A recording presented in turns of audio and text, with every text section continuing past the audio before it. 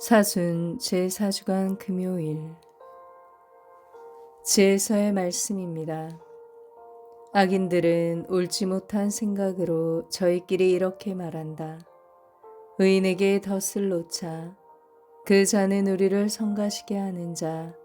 우리가 하는 일을 반대하며 율법을 어겨 죄를 지었다고 우리를 나무라고 교육받은 대로 하지 않아 죄를 지었다고 우리를 탓한다. 하느님을 아는 지식을 지녔다고 공언하며 자신을 주님의 자식이라고 부른다. 우리가 무슨 생각을 하든 우리를 지책하니 그를 보는 것만으로도 우리에게는 짐이 된다.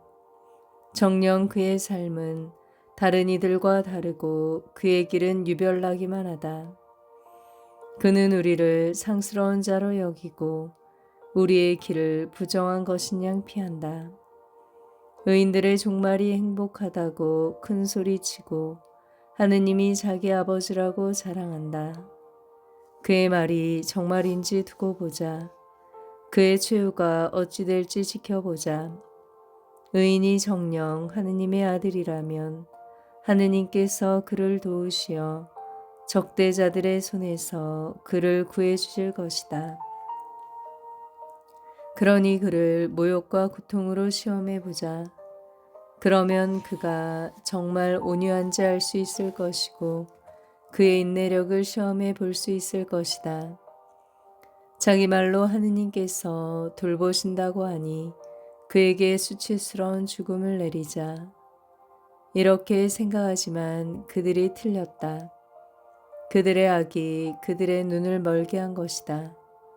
그들은 하느님의 신비로운 뜻을 알지 못하며 거룩한 삶에 대한 보상을 바라지도 않고 흠없는 영혼들이 받을 상급을 인정하지도 않는다. 요한이 전한 거룩한 복음입니다. 그때 예수님께서는 갈릴레아를 돌아다니셨다. 유다인들이 당신을 죽이려고 하셨으므로 유다에서는 돌아다니기를 원하지 않으셨던 것이다. 마침 유다인들의 초막절이 가까웠다. 형제들이 축제를 지내러 올라가고 난 뒤에 예수님께서도 올라가셨다. 그러나 드러나지 않게 남몰래 올라가셨다.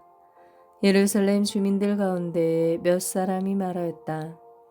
그들이 죽이려고 하는 이가 저 사람 아닙니까? 그런데 보십시오.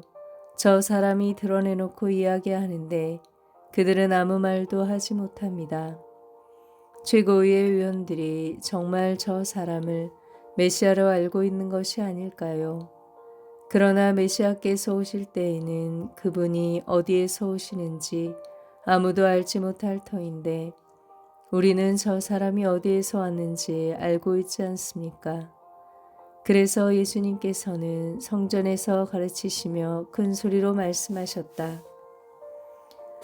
너희는 나를 알고 또 내가 어디에서 왔는지도 알고 있다. 그러나 나는 나 스스로 온 것이 아니다. 나를 보내신 분은 참되신데 너희는 그분을 알지 못한다.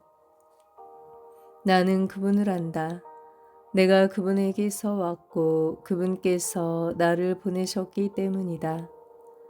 그러자 그들은 예수님을 잡으려고 하였지만 그분께 손을 대는 자는 아무도 없었다. 그분의 때가 아직 오지 않았기 때문이다. 오늘의 묵상. 예루살렘에서 예수님을 목격한 주민들 가운데 몇 사람이 메시아께서 오실 때에는 그분이 어디에서 오시는지 아무도 알지 못할 터인데 우리는 저 사람이 어디에서 왔는지 알고 있지 않습니까? 하고 말하며 예수님께서 메시아일 리가 없다고 말합니다.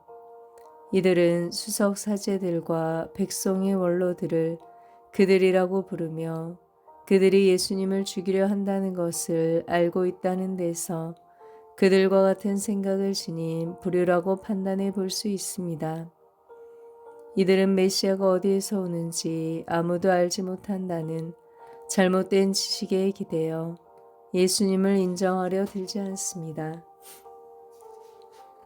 그렇지만 성경에는 메시아께서 유다 땅 베들레헴에서 태어나실 것이라는 기록이 있습니다. 그런데 바리사이들과 율법학자들의 누룩을 조심하고 경계하기는커녕 오히려 그 영향으로 예수님을 바로 보지 못하고 잘못된 지식으로 그분을 메시아라고 하는 증언까지 거부하고 있습니다. 예수님께서는 유다인들이 당신을 거부하고 죽이려 한다는 것을 아시면서도 공공연하게 큰 소리로 성전에서 가르치십니다.